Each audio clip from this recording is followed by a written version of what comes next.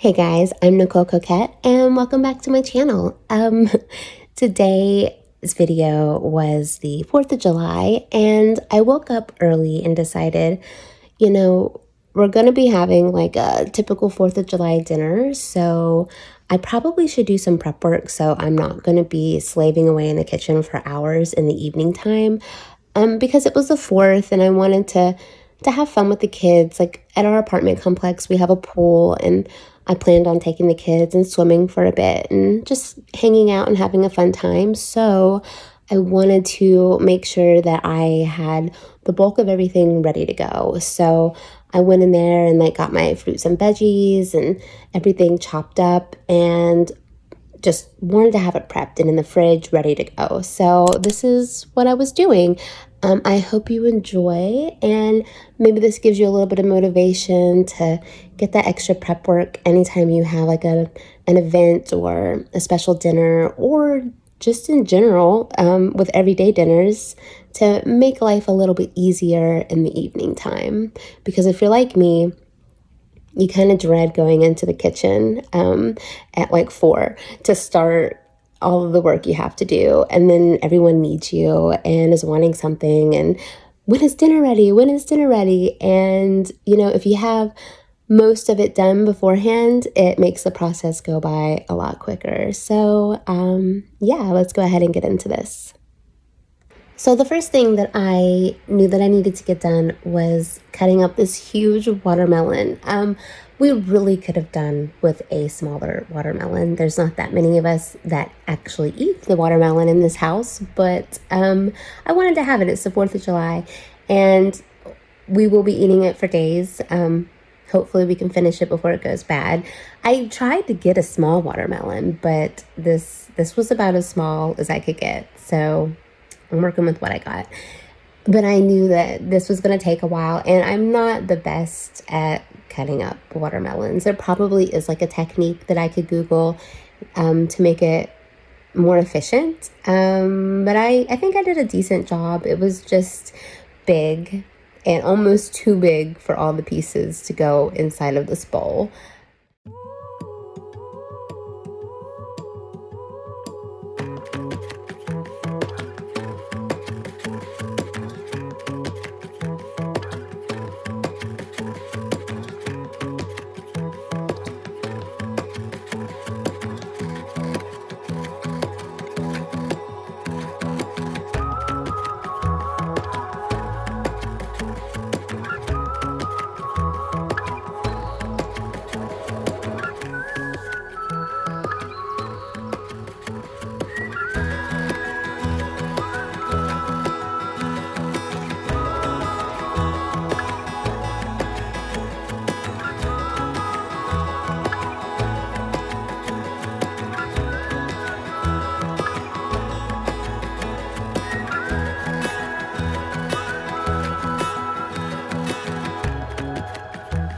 A story we can write on our own.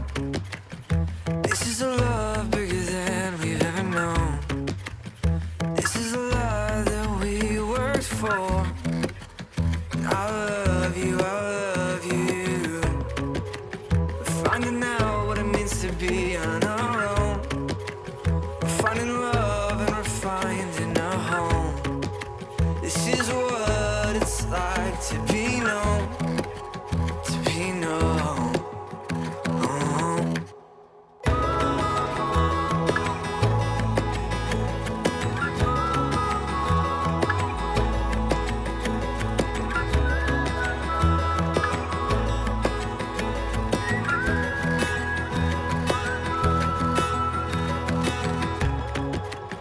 Park cars, fireflies, dead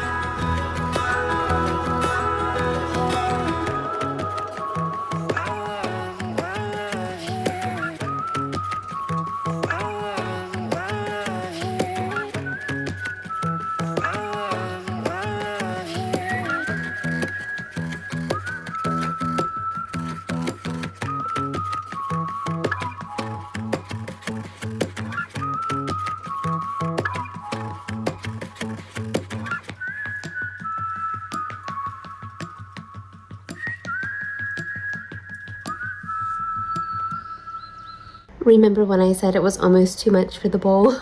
I actually had to take some out and stick in a smaller bowl for me to eat for a little break, just so I can make sure I could get the foil on top and make it stick in the fridge.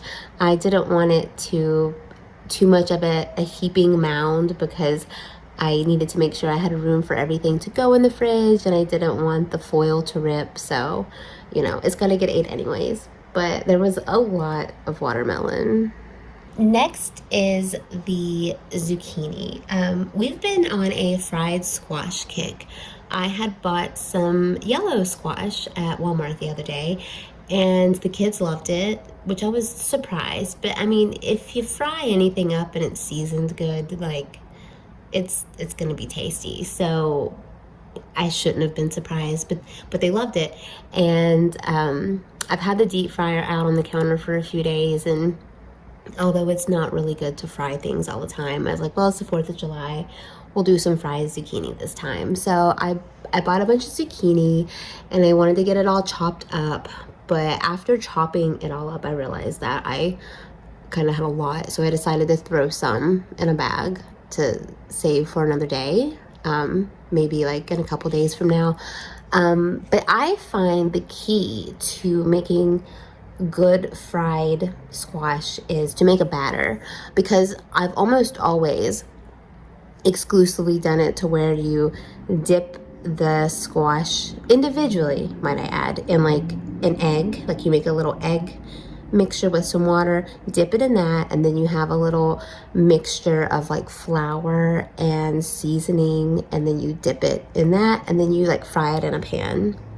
I mean, you could do it in a deep fryer also if you have it, but like before I ever had a deep fryer, that was how I did it. And man, I don't like individually dipping all of the squash. It's, first of all, if you do that, you know what I'm talking about, how you get those flour clumps all over your fingers, and like you constantly have to go like wash your hands because you become immobile, like you just have too much goop on you, and it's like, oh, I gotta get it off. I can't even pick up the squash, and it takes forever. So I found it a lot easier to just make a batter.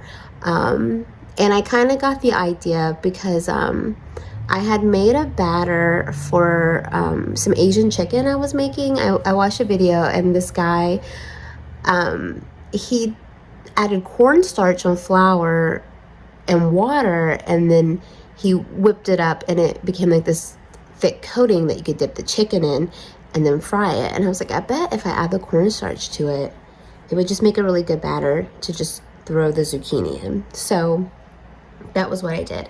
I think I did like 1.5 cups of flour, and then like 1 cup of cornstarch, and then I added some onion powder and seasoned salt. Didn't really measure it, just kind of did it from the heart.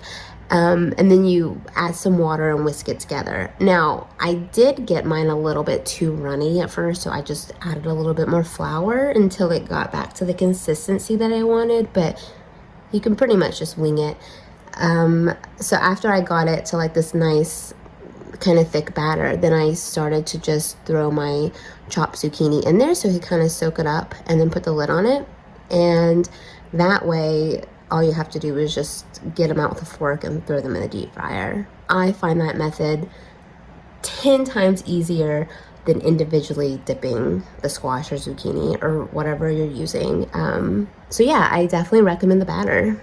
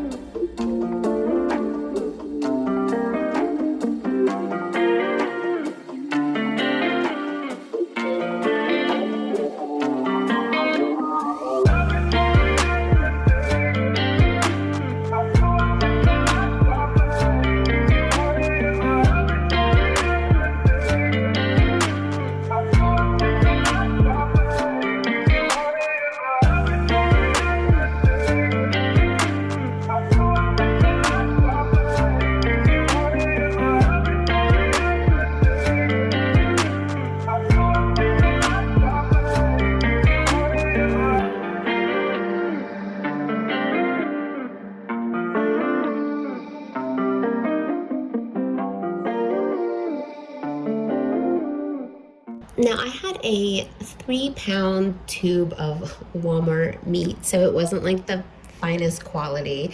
It was definitely like the 73% lean. So I wanted to cut it in half and like save one half for a dinner later because we were gonna do hot dogs and burgers. So I didn't want to have a crap ton of burgers. I just made a few because I knew everyone would probably eat just like one of each, and I didn't want to have all this extra. So I cut it in half and then I threw the meat in a bowl. And then you can season your patties with whatever you want, but I had a little spice of Famous Dave's burger seasoning, and I think it tastes pretty good. So that's what I use. I just sprinkled that in there liberally, and then just kind of mixed it all together. That way it's well incorporated into like all of the patties. So after mixing it all up, I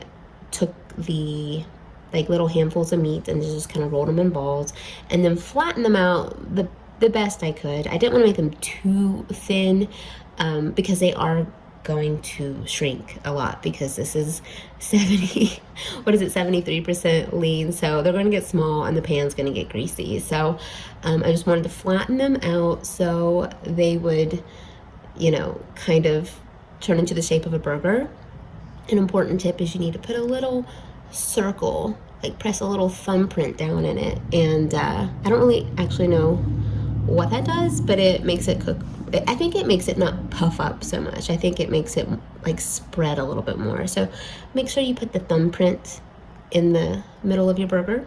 But yeah, I just lined a pan up with foil and made my patties, and then that way I could cover them up and stick them in the fridge. So when it's time to cook, I can just pull them out and I don't have to do all the messy work. We got that summer love vibe, driving down to LA with the sunroof down and no plans to stay. I want you to feel the same as I do. Oh, I was always dreaming about somebody like you, out in California with oh nothing to do. But I don't need nobody else, man, it's so us two. I said, oh, if you want one, 'cause I've been thinking about your love. I'm wondering if you feel the same as me.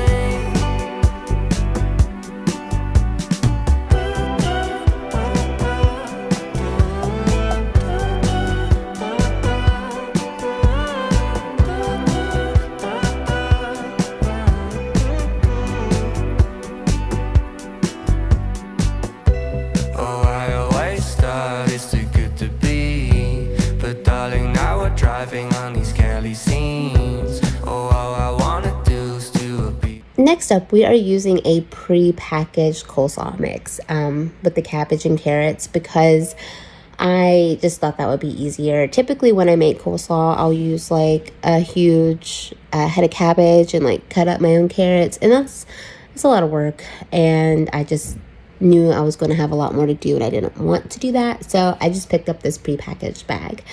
But I will say that I am super picky when it comes to coleslaw. I find that most pre-packaged coleslaws you buy like from the deli at like the grocery stores is really bland, and I'm just not really a fan.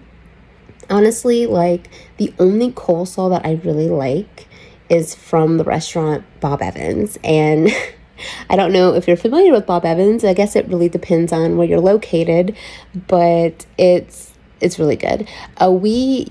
My grandmother used to always go and buy a pint of coleslaw from Bob Evans anytime she would have hot dogs. That was her go-to, and it is really good. Like I can just eat it by itself. So I currently live in North Carolina, and the area of North Carolina that I live in, there's no Bob Evans around me, which is unfortunate. So I had to learn how to make a coleslaw that kind of tastes similar to it. And I've come to find out that after looking at a bunch of different recipes, I think the key to the flavor to get it similar is the use of celery seeds. So if you're wanting to make a really good coleslaw, look for a recipe that uses celery seeds. I can make a video on exactly how to make this, but you use your cabbage and carrots, certain measurements. This is just a prepackaged bag, and then you use like mayonnaise. I think it's a cup of mayonnaise, and then you use some white vinegar, some apple cider vinegar, some white sugar, and your celery seeds. And that is the key. If you want it to be good, you need to add the celery seeds. So I chopped up my cabbage and whatnot in my processor, or food processor, sorry, and got it fine because I like that fine textured coleslaw. And then you add in all of your ingredients and mix it around, but it's key to do it earlier than you plan on eating it because you want it to chill, because that's when it starts to kind of like marinate and the liquid starts to form. It doesn't get super like runny wet, but it does have a liquid, and it's that texture that's really good. But I'll make a video on it if you're interested. But celery seeds, look for that in your recipe because that is the best. You the 99 things on a bucket list that we can do. Oh, I was always dreaming about somebody like you, out in California with oh nothing to do. But I don't need nobody else, man, it's so us two. I said, oh, if you want. Then I wanted to chop up an onion so we could have that for our hot dogs and our hamburgers. Went ahead and went for just chopped. I know some people like to have the rings on the burgers, but you can't really put those on a hot dog, and I didn't really feel like doing two variations, so we just did chopped. I also chopped up a tomato. I didn't film that, but it was, you didn't really miss anything. But I wanted to have these ready to go, and I used our handy dandy veggie chopper, but I was a silly goose and forgot to change the little insert for the more fine chopping mechanism. So after I started chopping them, I realized that they were kind of big chunks, a little bit too big, I feel, for hot dogs. So after I chopped them up into rather large chunks, I dumped them out on the chopping board to kind of chop them up a little bit more, which was unfortunate because the whole point of the machine is that you don't have to do all that. And let me just say, my eyes were burning. It really made my eyes water, so that was a struggle, but we got our onions chopped. Okay, so now it's evening time and we are finished swimming. That's why I look a little bit different. I've been in the pool, all my makeup's gone, and I am a little wore out, but now it's time to cook. So we're gonna grab my electric skillet because, like I said, we don't have a grill, so we're just going to put the burgers in the electric skillet, and then I'm going to cover them with the pan because I find that the steam helps cook them internally a little bit better, so they don't get as burnt. Like you still get like the burnt bottoms, but you don't have to like turn it into a brick trying to make sure that it's not pink in the middle.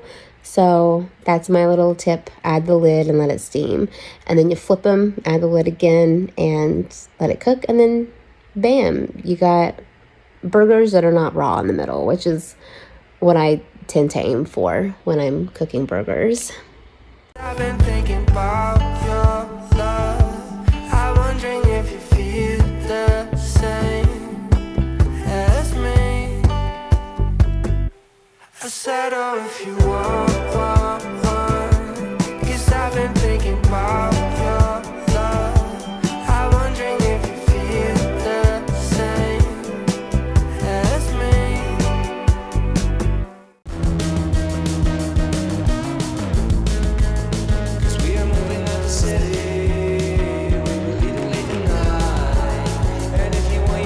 Now for the hot dogs, I did the standard, boil them in a pot on the stove. But, there's not really anything great to a boiled hot dog. It's not bad, but, well, the 4th of July is about cookouts, so I wanted to give the hot dogs a little bit of oomph, like to give the resemblance of a grilled hot dog. So I went ahead and put them on a pan on the stove, and the heat just kind of makes them brown and gives them a little bit more flavor. So I did that to give the illusion that we grilled our hot dogs. So the next thing I needed to do was to deep fry my zucchini. First of all, do not judge me on my deep fryer. It obviously has oil in it a lot, and it's used, and it's really hard to get that grease off. It's clean. I wipe it down, but like I got to get like a degreaser. So shush, don't say anything. Okay. I took the zucchini and it sat for hours in the batter, and now it's ready to go. So I plugged up my deep fryer, got it hot and ready, and then spent a little bit of time throwing these suckers in there because you can only do so many. You don't want them getting stuck to each other. But after I finished that, then that was basically everything.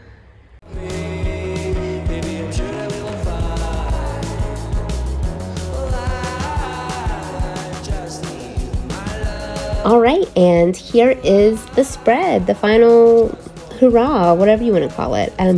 We have our large bowl of watermelon. We have our fried zucchini on display on a cute little platter. Our coleslaw, then our fixins like the tomato, and then the burgers and hot dogs. And then we have our chopped up onion. The chili is nothing special. It's literally a can from Food Lion, doctored up with a little bit of garlic powder and onion powder. Not too bad. And then my middle daughter made us some burger sauce, which is literally hot sauce and ketchup and mayonnaise. They love it. Super easy. And then we just got our buns and chips. Super easy. Have a nice little spread for everyone to kind of get what they want. And I didn't film it, but afterwards we did make some s'mores in the microwave, and that was our evening. We attempted to go see some fireworks, but it did rain, so we didn't get to see them. But here is a nice, beautiful sunset of the sky whenever we were driving to see the fireworks. If you like this, I hope you consider subscribing and let me know what you guys did for the 4th of July, and I'll catch you next time.